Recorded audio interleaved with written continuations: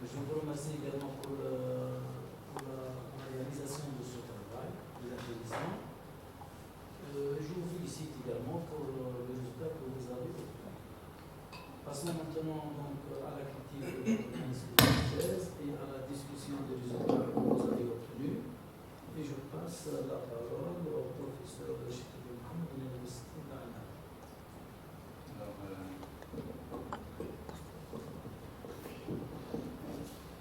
Je vous remercie bien, Monsieur le Président. Alors, avant tout, je tiens encore une fois à remercier le professeur Nememcha de m'avoir invité et me donner l'opportunité encore une fois d'être parmi vous. D'accord.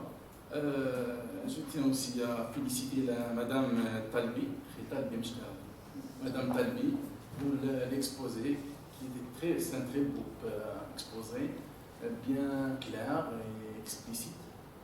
Elle englobe généralement tout le contenu du mémoire, bien de la thèse. Alors, concernant votre thèse, après avoir examiné la thèse est bien structurée et bien rédigée, comme d'habitude. Voilà. Fautes d'orthographe sont minimes. La thèse elle est riche en bibliographie. Les figures sont bien définies, bien présentées. Les objectifs de la thèse sont bien définis aussi. Les résultats sont bien interprétés et avec un support bien sûr bibliographique, je donne plus d'importance à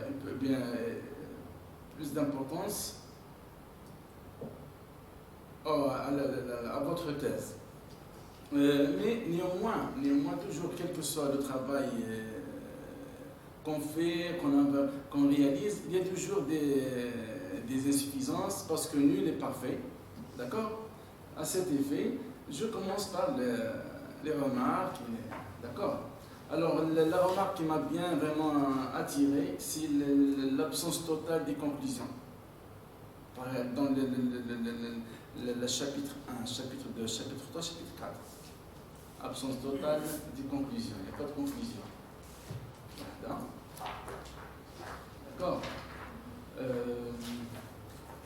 Le problématique, j'ai bien saisi le problématique, mais elle n'est pas bien présentée dans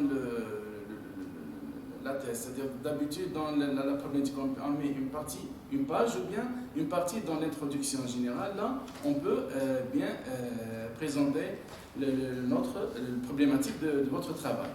D'accord?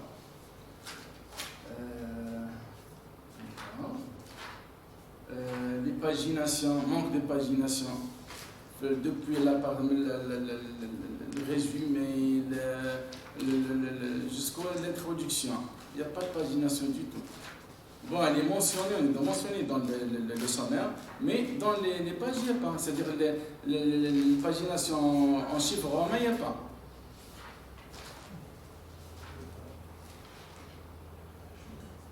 D'accord?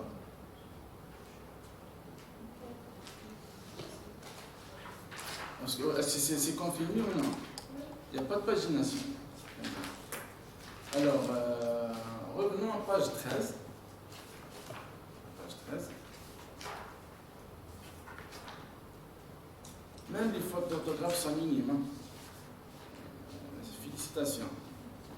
Alors, page 13, c'est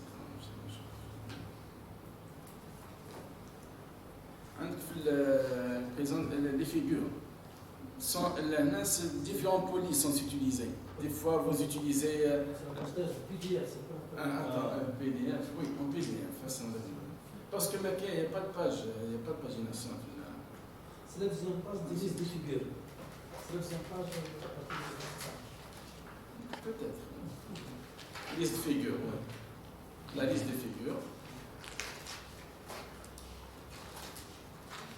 Alors vous avez réalisé différentes polices. Dans certains, vous utilisez italique, des fois non italique, etc. Dans la liste des figures? Oui, la liste des figures. Par exemple, figure 4.5. Oui. 4.5. Oui, c'était vraiment la présentation. Peut-être que c'est la seule, là. Si. C'est la plus peur, c'est la seule. كاين d'autres, voilà, donc نعطيك voilà, on a 3.5. Il faut revoir encore. Vous avez assez du temps pour la vérification et de rectifier. Alors, page 16. Page 16, c'est-à-dire page 1 dans le. C'est l'introduction. Plus 15 toujours. Moins 15. Moins 15 باش تلقى هنا j'ai pas bien cisé l'électrolesse. Est-ce que c'est vrai c'est un mot hein? L'électrolesse, peut-être si on va le traduire en anglais, c'est il n'y a pas sans électrolesse. Est-ce qu'il y a-t-il d'autres c'est-à-dire terminologies en français ou non? Voilà, c'est utilisé dans le monde. L'électrolesse. D'accord. Juste parce que c'est pas. Sans courant. Ah, ok. Non. Non, c'est pas une question, c'est remarque. C'est remarque. Elle n'a pas dit plus tard. Mais le fait qu'elle a écrit, elle doit le savoir plus. Alors, le 17. Le 17, ça veut dire 2. Toujours dans l'introduction, oui.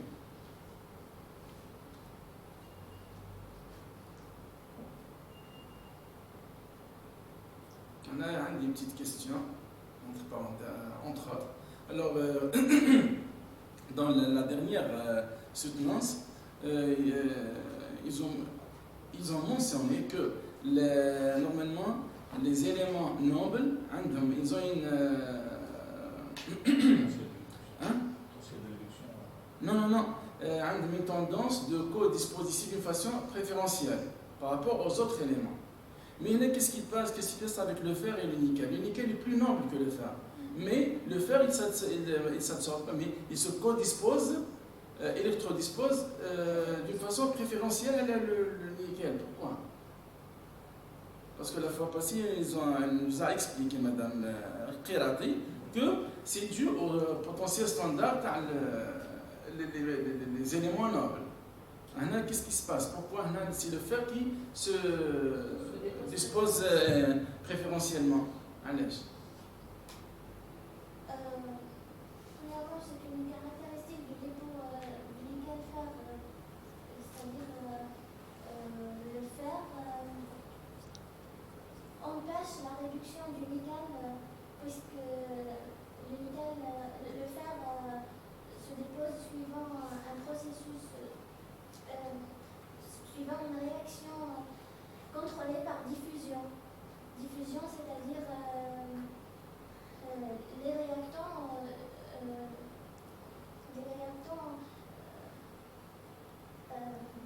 Non, parce que je n'ai pas trouvé une réponse la synthèse bibliographique. Ils ont mentionné que c'est un cas exceptionnel dans ce sens, mais ils n'ont pas donné exactement l'explication. C'est pour cela que j'aurais aimé. Plus tard, on va discuter plus. En rapport avec le contrôle réactionnel par diffusion et par activation. Le fer est contrôlé par un mécanisme de diffusion qui est une réaction très rapide par rapport au nickel, dans lequel les réactants nécessitent une énergie pour se réagir. Donc c'est pour ça que dès qu'on met le fer, il va réagir le premier. C'est-à-dire, dans ce cas, c'est une règle que l'élément noble, c'est pas une règle. On passe page.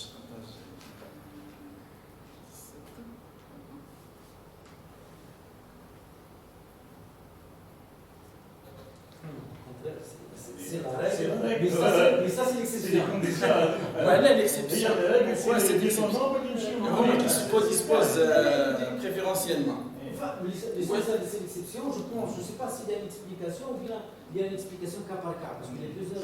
C'est une exception à le faire, mais c'est une exception à le principe. Non, le C'est principe, le droit. Non, mais le mot qui se dispose. Ça, c'est sûr. C'est plutôt lié au mécanisme de codéposition des éléments. Le système à Madame Malade, c'était une codéposition régulière. Maintenant, c'est le phénomène de codéposition normale et anormale. Donc c'est un autre phénomène. Il y a aussi le phénomène de codéposition induite. Donc tout dépend du système étudié, c'est-à-dire des éléments qui vont se mettre ensemble, comment ils se comportent les deux ensemble. Donc Relati, quand elle a ramené le cobalt et l'argent, ils se sont comportés d'une certaine manière. Talbi, elle a ramené le nickel et le fer, ils vont se comporter d'une manière différente. L'argent et le cobalt.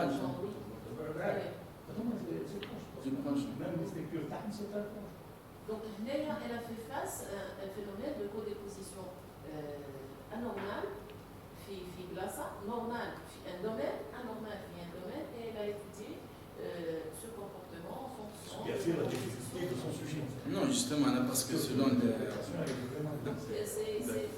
Tout dépend des systèmes et de la présence des éléments ensemble. Alors, la page 17, alors la page 2, toujours la conclusion. La page 2, l'introduction. Juste un remarque de présentation. Alors, on peut encore une petite faute d'orthographe. Normalement, l'examen de la littérature a montré, vous deviez enlever le R, c'est E. Et en plus, dans le même paragraphe, les propriétés magnétiques, comme c'est cité, saturation, puis 3 points. Normalement, vous pouvez mettre virgule, ETS, ETC et point normalement. On ne fait pas le pointillé qui est illimité. Ah, c'est saturation. Oui, saturation et le point, combien de points? C'est toujours une virgule, etc. Et point. D'accord? Alors,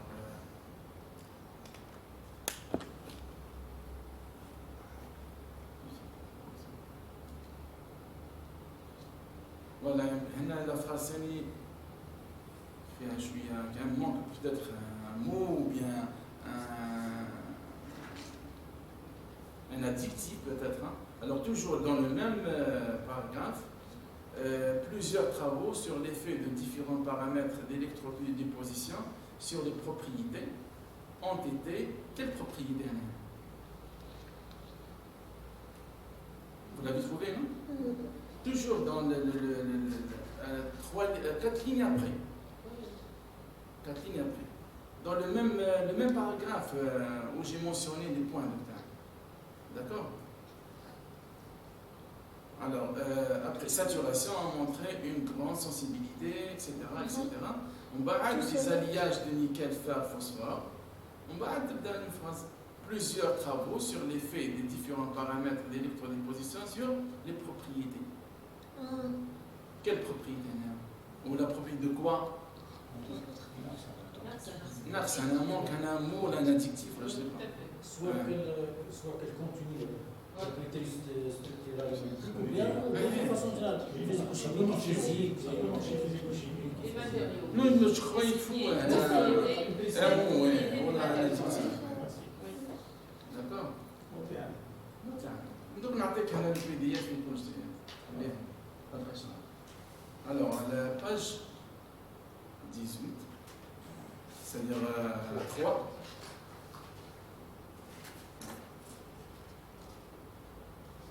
comme on a déjà conventionnellement la fois passée, que dans un texte où il n'y a que le français, on ne peut pas introduire encore l'anglais.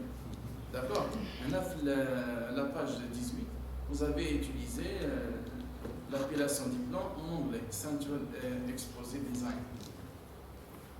On peut dire en central composite 1, d'accord, design. Et en français, très les méthodes, CCB ou la caméra. D'accord. D'habitude, ils font les remarques dans ce sens-là. Que le texte en français, il doit être le contenu qu'aime en français.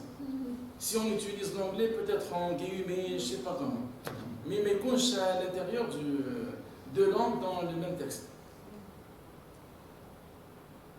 Alors la page. On a des difficultés à trouver des mots exacts qui interprètent réellement la technique ou la méthode. On préfère garder le. Non, donc le mot design, donc il est courant dans la langue française, design. Design, parfois il est utilisé même pour les Français. Le design central décomposé. Donc, on le CCD. On va faire la liste d'abréviations qui est dans le CCD, elle est bien expliquée. Non, mais ça existe dans le sens. Même les Français, parfois ça existe la traduction, mais même les Français ne l'utilisent pas. Parce que. Parce que je ne sais pas. Ça devient. Parfois, peut-être, je ne sais pas. Si on met le français, on ne peut pas monter à ça. Peut-être que c'est plus commun en termes d'utilisation, surtout qu'on suit beaucoup plus les articles que les thèses. Exactement. En utilisant les termes c'est beaucoup plus articles que thèses. Comme les articles ils sont en anglais, donc on a tendance à utiliser, à garder la notation. Non, pour moi, il n'y a pas de souci, mais c'est conventionné. C'est le contexte. Voilà, exactement. Je pense parfois, c'est le contexte, dans ces cas, il faut mettre l'expression ou bien le mot en italique. Pour montrer que c'est différent. On le sait, C'est différent. c'est ça. On le sait, oui, mais c'est une façon de faire les choses. Alors, la page 13, la page 13.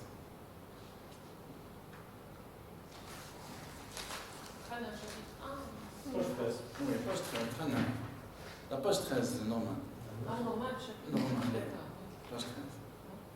Alors, on a manque de référence bibliographique à la figure I.4, 13. 1, 3, 5. I.4. Figure 10. C'est ça? Figure I.4. Parce que je n'ai pas utilisé un C'est la page 9. mais là, c'est la page 13.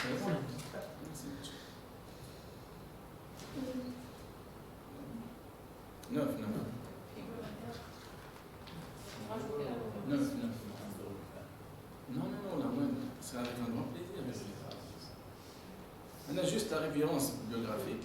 D'accord? Couche mince avec S, pluriel. L'intitulé est le paragraphe. Couche mince métallique, oxydée. Couche mince avec S. Une petite question, Anna, est-ce que vous pouvez m'expliquer comment on utilise ce genre de couche mince pour la purification de l'environnement? Comment on fait la purification? Est-ce que vous avez une idée, non? Bon, moi, je ne vais pas discuter vos résultats. Vu ils sont publiés dans un journal de renommée. En plus, je ne sais pas vraiment. Alors, je vais me. D'accord. Alors, comment on utilise ce genre de couche mince pour la purification? Vous avez une idée, non? Pas d'idée? On passe. Hein? Non, elle a pris de la littérature, donc certainement, il ne s'est pas attardé sur des détails. Mais c'est pas grave. Peut-être on peut l'exploiter. Hein?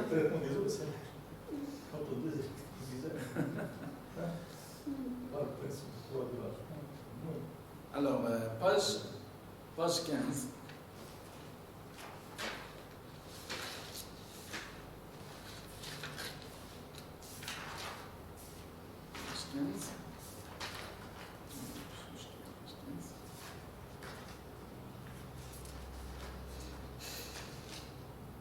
On a un problème de toujours présentation, avec une partie du tableau dans une page et l'autre partie dans une autre. C'est strictement interdit ce genre de... Hein? D'accord? Faites attention.